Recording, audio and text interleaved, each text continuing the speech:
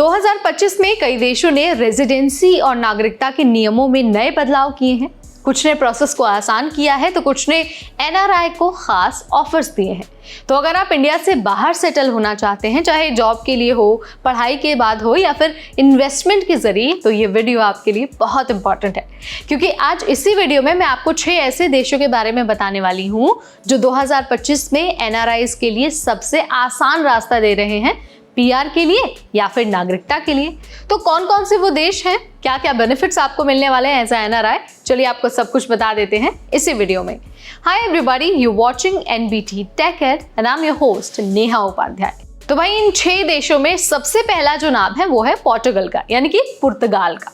यहाँ पर easy residency आपको मिल जाता है D7 वीजा के जरिए। पुर्तगाल अभी भी इंडिया के लिए सबसे पॉपुलर ऑप्शंस में से एक है।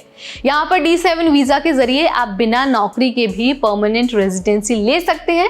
अगर आपके पास पैसिव इनकम है, जैसे कि रेंटल इनकम, फ्रीलांसिंग या फिर ऑनलाइन बिजनेस से अगर आप कमाई करते हैं, तो रेजिडेंसी का रास्ता खुला है। 2025 में पुर्तगाल ने ये वीजा और भी ज्यादा फ्लेक्सिबल बना दिया है। कैसे फ्लेक्सिबल बनाया है, एक बार ये जान लीजिए। अब सिर्फ 820 यूरो पर मंथ की इनकम आपको दिखानी होगी और फैमिली भी आप साथ ले जा सकते हैं। इसके अलावा 5 साल बाद नागरिकता का रास्ता अपने आप खुल जाता है। प्लस लैंग्वेज और कल्चर में इंडियन फ्रेंडली है पुर्तगाल। उसके बाद जो दूसरा नंबर है वो मलेशिया का है। यहाँ पर MM2H स्कीम जो है वो वापस आ गई है।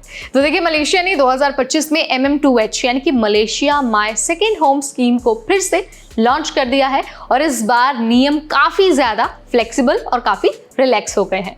अगर आपकी मंथली इनकम 7.5 लाख रुपए है और कुछ फिक्स डिपॉजिट अगर आप लगाते हैं, तो आपको 10 साल की रेजिडेंसी मिलती है। अच्छी बात यह है कि कोई भी एज लिमिट मलेशिया नहीं देता है। अगर आप इंडिया से रिमोटली काम कर सकते हैं और मलेशिया की लाइफस्टाइल, फूड और कनेक्टिविटी बहुत बढ़िया से समझते हैं ना, तो आपके लिए ये देश बाहें फैलाकर खड़ा है और आप वहां जाकर रेजिडेंसी ले सकते हैं। थर्ड कंट्री है उरुग्वे। ये लैटिन अमेरिका का छुपा हुआ जेम कह सकते हैं आप इसे। आपने शायद इसका नाम पहले भी कई बार सुना होगा, कई सारे लोगों ने नहीं भी सुना होगा, लेकिन ये साउथ अमेरिका का एक बहुत ही स्टेबल और सेफ देश है। 2025 में उरुग्वे ने इंडियन पासपोर्ट होल्डर्स को फास्ट ट्रैक रेजिडेंसी देना शुरू किया है। आपको मिनिमम इनकम रिक्वायरमेंट की जरूरत नहीं है, कोई भी इन्वेस्टमेंट जरूरी नहीं है। सिर्फ आप जाकर उरुग्वे में सेटल हो जाइए और 2 से 3 साल में आप नागरिकता के लिए अप्लाई कर सकते हैं। प्लस बेनिफिट ये है कि वहां पर हेल्थ केयर और एजुकेशन दोनों फ्री है और सबसे बड़ी बात है कि वहां पर करप्शन कम है और लाइफस्टाइल बहुत पीसफुल है। चौथा जो देश है ना, जो 2025 में एनआरआईज के लिए एक वरदान बनकर आया है, वो है जर्मनी। तो देखिए, 2025 में जर्मनी ने स्किल्ड माइग्रेंट्स को अट्रैक्ट करने के लिए ब्लू कार्ड रूल्स को और ज्यादा आसान बना दिया है। अब सैलरी थ्रेशहोल्ड कम कर दिया गया है, इंडियन डिग्री होल्डर्स को प्रायोरिटी मिल रही है और साथ ही रेजिडेंस परमिट मिलने के बाद 33 महीने में परमानेंट रेजिडेंसी का रास्ता खुल जाता है।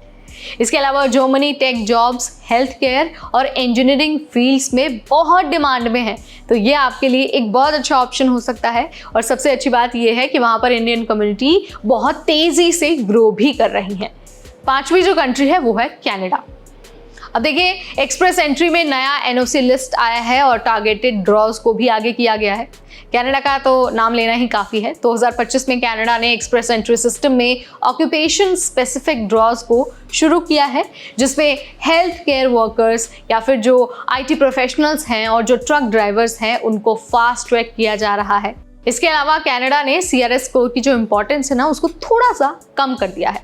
अगर आपकी प्रोफाइल इन डिमांड फील्ड में है तो चांसेस बहुत ब्राइट हैं।